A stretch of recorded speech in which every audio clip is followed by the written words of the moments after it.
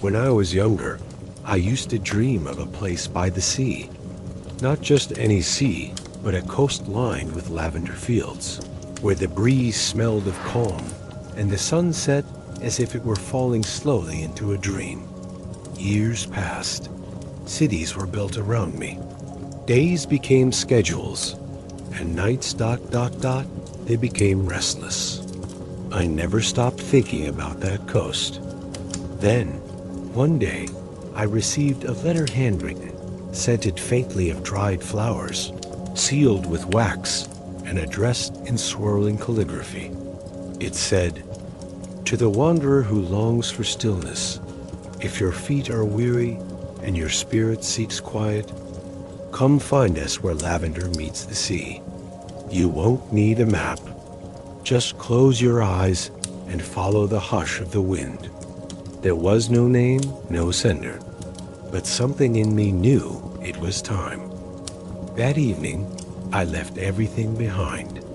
Just a small bag, soft shoes, and a warm scarf I could wrap around my shoulders like a memory.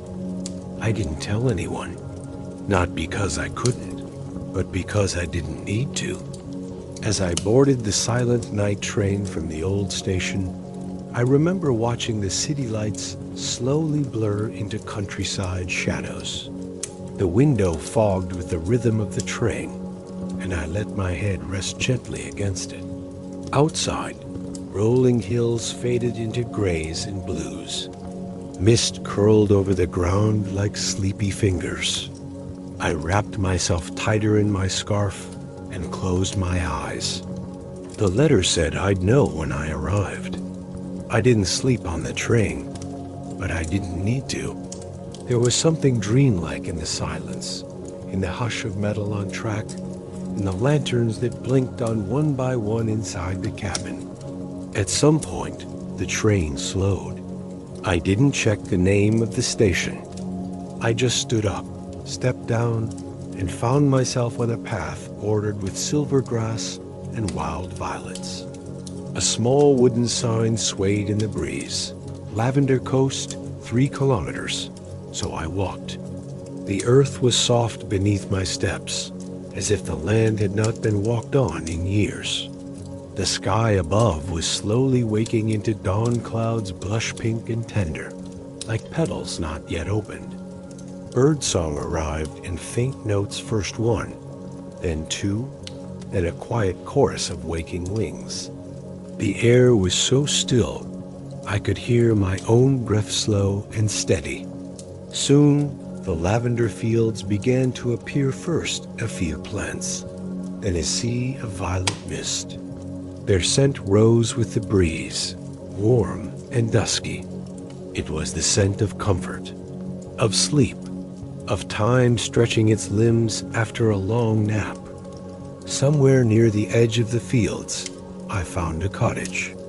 Stone walls covered in ivy, a door painted pale blue, and beside it, a rocking chair that rocked ever so slightly, even though no one was in it. I stepped closer, and the door opened before I could knock. A woman stood there, dressed in a linen robe, her hair gray and braided down her back. She smiled, not with surprise, but with recognition, as if she had been expecting me. "You're here," she said simply. "The room is ready." I followed her in. The floor creaked gently underfoot, and the walls were lined with books and herbs hanging to dry. A cat lay curled on a windowsill, blinking at me as if to say, "You took your time." The woman showed me to a small room at the back of the cottage. There was a bed with a patchwork quilt, a pitcher of water beside a ceramic bowl, and an open window where the breeze whispered through white lace curtains. "Rest as long as you like," she said softly. "No clocks here, just dreams." She closed the door behind her. I sat on the bed and looked out the window. The lavender swayed. The sea was somewhere beyond. I could feel it. I laid down. The sheets were cool. The pillow cradled my head, like it had been waiting. And as my eyes slowly drifted shut, I heard it, the hush of the waves, the whisper of lavender, and the quiet rhythm of a journey just beginning. Chapter 1. The Arrival. I awoke to sunlight spilling across the quilt like a lazy stream of honey, slow and golden. The lace curtains swayed gently in the morning breeze, casting soft patterns of light and shadow on the wooden floor. The scent of lavender lingered in the air, mingling with something warm and buttery drifting in from the kitchen. For a moment, I simply lay there, listening to the quiet. No cars, no phones, no voices, just the occasional creak of the old house stretching its bones in the light, and the faint rustle of leaves beyond the window. I rose slowly, as if afraid to disturb the softness of the moment. My bare feet touched the wooden floor, cool and smooth, and I walked to the window. Beyond the lace, the lavender fields were endless. The plants reached up in waves, brushed by the breeze, their color shifting between amethyst and ash, depending on the light. Far beyond, I could just glimpse the edge of the sea blue, vast, unmoving, somewhere between dream and memory. On a small table near the door, a white linen robe had been laid out for me. I slipped it on. It fit perfectly, like it had been made for someone who needed to feel at ease. When I opened the door, the hallway greeted me like an old friend. Wooden beams lined the ceiling, and each one bore a faint scent of cedar and age. The cat from the evening before had now moved to a rug by the hearth in the main room. It blinked up at me, stretched, and settled back into sleep. In the kitchen, the woman stood at the stove, humming a tune I didn't recognize, but somehow knew. She turned and smiled, holding out a mug wrapped in both hands. "Chamomile and lavender," she said, her voice warm like morning sun. I took the mug. It was warm, comforting. I held it without drinking, just letting the steam brush my face like a welcome. "You'll want to sit outside," she said, nodding toward the open back door. "The air is softer in the morning, and the birds tell better stories." I stepped out onto a small stone terrace. A wooden bench sat facing the fields, and I sank into it, tucking my legs beneath me, cradling the mug close. The fields rolled out endlessly, and the sea beyond was just a shimmer of light where sky and water kissed the horizon. Birds fluttered from branch to branch, their wings catching the light like silk. They sang, not in songs, but in murmurs, fragments of sound that seemed less like communication and more like a kind of weather. As I sat there, sipping slowly, the warmth of the tea filled me from the inside out. Each sip was like a small breath of peace, a gentle reminder to slow down. The world around me moved, but without rush. Time here didn't tick, it drifted. Somewhere nearby, I heard the faint sound of a bell, just once, delicate and low, like someone had stirred a spoon in a porcelain cup. I turned to look, but saw no one, just lavender and air. It didn't matter. Nothing here seemed urgent, nothing here demanded. A soft breeze passed over me, carrying the scent of rosemary and salt. I closed my eyes. In that moment, I wasn't thinking. I wasn't planning. I wasn't remembering. I was simply ... being. And that, I think, is what arrival truly means. Not getting to a place, but finally, gently, arriving in yourself. Chapter 2. The Hidden Path. Later that morning, after a second cup of tea and a breakfast of honeyed oatcakes and still warm berries, I stepped back outside, drawn by something I couldn't quite name. The lavender fields shimmered under the rising sun. their colors now richer, deeper indigo and smoke, violet and gold, blending like watercolors at the edge of a waking dream. I wandered slowly through them, the plants brushing against my legs with a whisper, as if they too had stories to tell, but preferred to keep them secret. Each step felt like sinking gently into silence. There were no paths that I could see, no signs, no footprints, no fences, yet my feet seemed to know where to go. I walked not in search of anything, but because it felt right to walk. The land itself seemed to breathe around me, slow and steady. Bees floated from bloom to bloom, their wings a soft blur of sound. A butterfly, pale as parchment, drifted alongside me for a while, before vanishing into the sea of violet. And then, without planning it, I found myself at the edge of a grove. A gentle archway of olive branches bowed above a small opening between two clusters of tall grasses. It didn't look like a trail, more like the beginning of a thought. I hesitated only for a moment before stepping through. Inside, the light changed. The grove filtered the sun into ribbons and shadows, and the air grew cooler, tinged with something deeper like moss and old wood and the memory of rain. The world outside seemed to hush itself, and even the birds lowered their voices.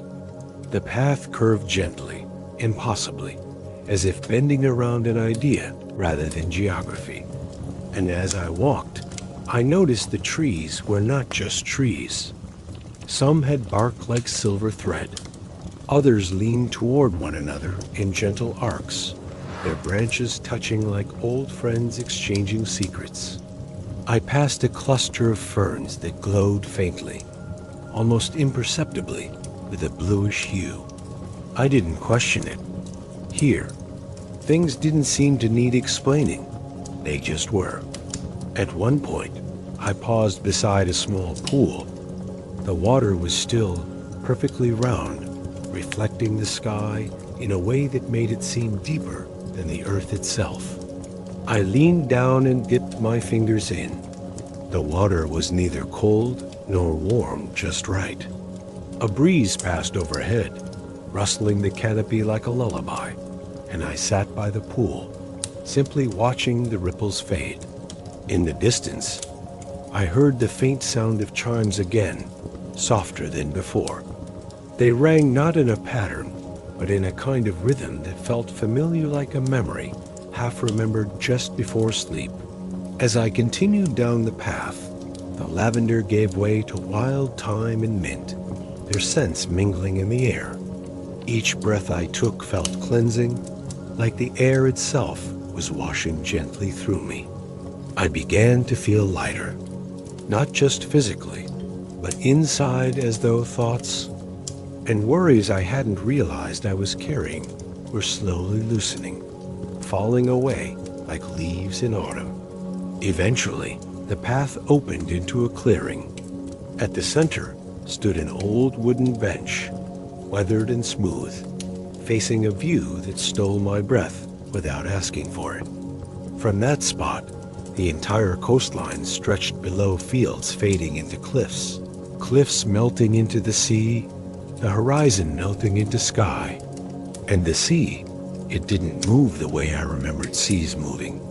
It pulsed, slow, measured, like the inhale and exhale of something ancient and kind. I sat on the bench, hands resting on my lap, eyes on the horizon. And for the first time in a long while, I felt no need to speak, no need to move, no need to name what I was feeling. I simply sat in silence, letting the earth hold me. And as the breeze passed over my shoulders like a shawl of air, I closed my eyes again, not to sleep, but to listen. Somewhere deep within the hush, the land was whispering, and I knew I had found the hidden path not just through the grove, but through myself. Chapter 3. The Gentle Guide.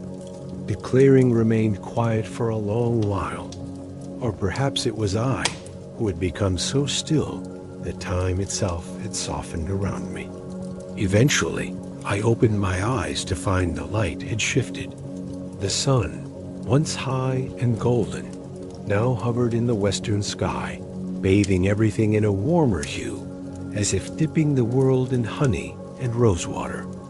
I stood slowly, brushing my hands against the fabric of my robe, and began to walk again, this time not following any visible path. It felt as though the land was gently nudging me, suggesting directions not with signs or symbols, but with intuition like a quiet thought you don't remember forming. I made my way through a narrow corridor of tall reeds that whispered as I passed, their voices rustling in harmony. Then, quite suddenly, I emerged into a small orchard. The trees were short and wide, heavy with pale green fruit that looked like miniature moons. Their branches bowed under the weight, leaves trembling lightly in the breeze. Beneath one of the trees stood a man, older, barefoot, with trousers rolled up and sleeves gently pushed to his elbows. He was tending to the base of a tree, patting the soil as though tucking it in for a nap. He looked up as I approached and smiled, not agreeing, but a knowing. The kind of smile that says, "Ah, there you are." Without speaking, he gestured to a low stone wall that circled the orchard like a quiet embrace. I sat beside him, and he offered me a fruit from the tree, its skin warm from the sun. I took a bite, and the taste was delicate like pear and lavender, and a memory I didn't know I had. He spoke then, not loudly, but with a voice like running water over stones. "You came a long way without rushing. That's rare." I nodded, though I wasn't sure what he meant. He reached into a small pouch tied to his belt and pulled out a handful of small polished stones, each one a different hue: moss green, pale blue, amber, milk white. He placed them one by one on the wall between us, in a curved line. "Most people," he said, placing the amber stone, "walk their days in straight lines, but rest lives in curves." He looked at me with eyes that had watched many seasons. "Here, we walk slow. We listen to the ground. We watch the wind. It tells us things the clocks forget." He placed a final stone, a deep violet one, smooth and cool at the end of the curve. "This one," he said, tapping it gently, "is the quiet moment before sleep, the soft edge between today and tomorrow." I looked down at the stones, and they seemed to hum faintly with warmth. The orchard was still. The sea's whisper reached us even here, softened by the trees, rounded by distance. He stood slowly and offered me his hand, and I rose with him. We walked together, not quickly, not slowly, just enough. Around the edge of the orchard, through another hush of reeds, and into a meadow that shimmered like woven silk.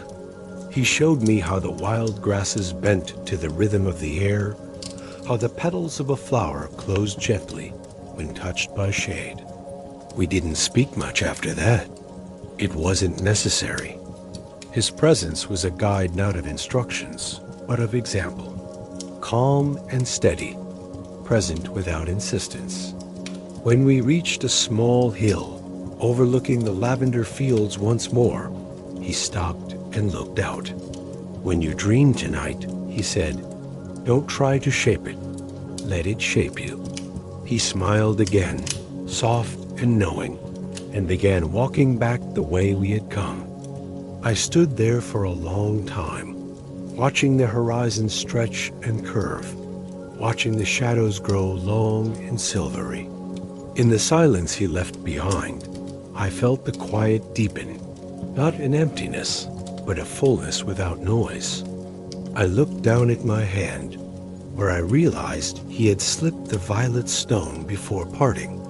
I held it to my chest, closed my eyes, and let the world breathe with me. Chapter 4. The Soft Exploration. The following day unfolded like silk across warm skin, without urgency, without edges. I woke not because something told me to, but because the sunlight had found my face through the curtains, brushing my cheek with light that felt more like a whisper than a call. Outside, the world was already in motion, though gently so. The lavender fields swayed like they were dreaming, and the air carried the smell of crushed herbs and distant salt. I wandered without direction, letting my feet sink into the earth, my breath slow and shallow, as if not to disturb the peace that blanketed everything. As I walked, the landscape began to shift again, not abruptly, but like a page turning in a slow, thoughtful book. The soft hum of bees faded behind me, replaced by the faint murmur of water. I followed the sound until I found a small stream winding its way through a grove of willow trees. Their long branches reached toward the water, like fingers tracing the memory of rain. I sat by the edge, removed my shoes, and dipped my feet into the stream. The water curled around my ankles like silk, cool but not cold. Tiny fish darted in and out of shadow, and dragonflies hovered nearby with wings that glinted like pieces of sky. A gentle breeze passed through, carrying the scent of citrus blossoms and something faintly earthy, perhaps moss, perhaps thyme. Further along the stream, I noticed stone steps leading to a low wooden bridge. I rose and followed them. The bridge creaked softly beneath my weight, not in protest, but in acknowledgement, as though greeting an old friend it hadn't seen in years. From the middle, I could see the stream disappear into a patch of fog that clung to the ground like a sleepy sigh. I crossed and entered the mist. Inside it, sounds grew quieter, like the air itself had grown thick with dreams. Shapes softened. Colors faded into pastels.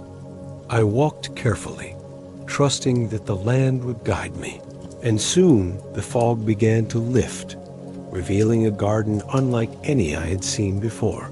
It wasn't manicured or designed. It was wild and tender, with flowers I couldn't name blooming in clusters, each exuding a fragrance more delicate than the last vanilla and clover, rain, and something like memory. At the center of the garden was a circular stone platform, half covered in moss. I sat there cross-legged, letting the quiet wrap itself around me. Bees visited me and left. A bird landed on a branch nearby, blinked at me, and sang a note that sounded like the echo of joy. I stayed for what felt like hours, or maybe it was minutes. Time had long since become unimportant. At one point, a light rain began to fall, barely more than mist, soft as breath. The drops clung to my skin and cooled my brow, and I tilted my head back to welcome them. I could hear the rain meeting the petals, a sound so fine and fragile it might have been mistaken for silence. As the rain passed, the sun returned, and with it came warmth gentle and golden, like the comfort of a hand resting on your back. I continued my walk, barefoot now, across moss that cushioned every step, past trees whose trunks twisted like stories, and stones that seemed to hum beneath my touch. I wasn't seeking anything, but I was finding everything little moments stitched together like a lullaby. I came upon a wooden structure, half shed, half open sanctuary, with cushions strewn across its floor and books stacked in quiet towers. I stepped inside and chose a cushion near the edge, where the light dappled through hanging vines. I opened a book at random. The pages were handwritten, the ink faded but graceful. No title, no author, just stories, gentle ones, about wind and water, feathers and fireflies, sleep and scent. I read slowly, or maybe I didn't read at all. Maybe I just let the words pass through me like a stream through stones. When I closed the book, I lay back and let my eyes drift toward the beams above. Dust floated in the air like tiny constellations. I thought about nothing in particular. I breathed, and in that breath, the garden breathed back. Chapter 5. The Return. It was late afternoon when I felt it, that gentle pull like a tide within me, shifting direction. Not urgent, not demanding, but steady. The kind of feeling that comes when a chapter has softly ended and another waits to begin. I stood from the cushion where I had rested, stretched slowly, and stepped out of the garden haven.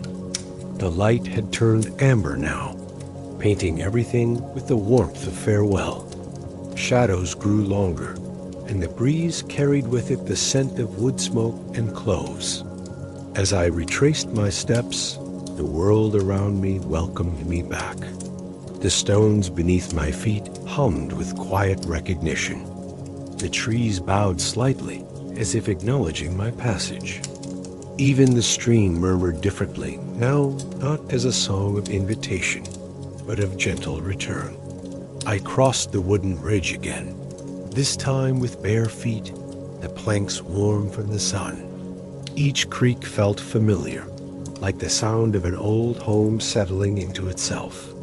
As I passed the orchard, the man was no longer there, but the scent of fruit still lingered in the air, and the stones he had placed in a curve along the wall remained. I paused beside them, touched the violet one still resting in my pocket, and whispered a silent thank you to the space where he had been. The lavender fields unfolded before me once more, their color deepened by the lowering sun, now touched with hues of plum and firelight. I walked slowly through them, letting my fingers graze the blossoms, feeling their softness against my skin. The hum of bees had quieted, replaced by the hush of wings moths and dusk birds drifting through the air like pieces of evening.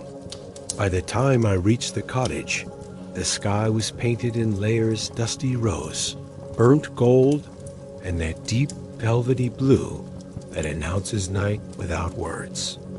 The door was open, as it had been before, and inside, the cat had taken its place once again by the windowsill, watching me with eyes half-lidded in approval. The woman was there too, by the hearth, stirring something in a pot that filled the room with the scent of thyme and warmth. She turned to me, nodded gently, and gestured toward the back of the house. "Your bed is waiting," she said, her voice lower now, softer, like twilight itself had taken hold of her tone. I made my way down the hallway. The wooden floor creaked softly beneath me, echoing memories of the first evening. When I entered the small room, I found it just as I had left it, quilt folded back, pitcher of water refilled, the breeze from the window cooler now, but still comforting. I changed slowly, savoring the ritual of release, the letting go of day, of motion, of thought. I lay down, pulled the quilt over me, and watched the lace curtains sway against the indigo sky. The sounds outside had quieted to a murmur waves in the distance, a wind that moved like breath, and the occasional call of an unseen night bird. The violet stone still rested in my palm, warm from the touch of day. I placed it gently on the windowsill, where moonlight could find it. I let my eyes close, not from exhaustion, but from fullness. My breath slowed, my limbs grew heavy, and as I drifted deeper into stillness, I felt the land breathe with me one last time, not as a goodbye, but as a promise. A promise that stillness would always wait for me, where lavender meets the sea. Chapter 6. The Floating Goodbye. Morning arrived not with light, but with softness.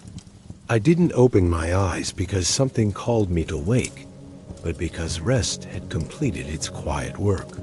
The room was bathed in a cool glow, the pale silver light that comes just before the sun climbs high enough to touch the windows. The lace curtains were still now, the air hushed, as if the entire house had paused to give me one last moment inside its stillness. I rose without hurry. My body felt weightless, as if sleep had gently unknotted every thread of tension within me. I folded the quilt at the foot of the bed, ran my fingers once more along the edge of the wooden sill where the violet stone still sat. I held it briefly, warm now from the memory of moonlight, and slipped it into the small pocket of my robe.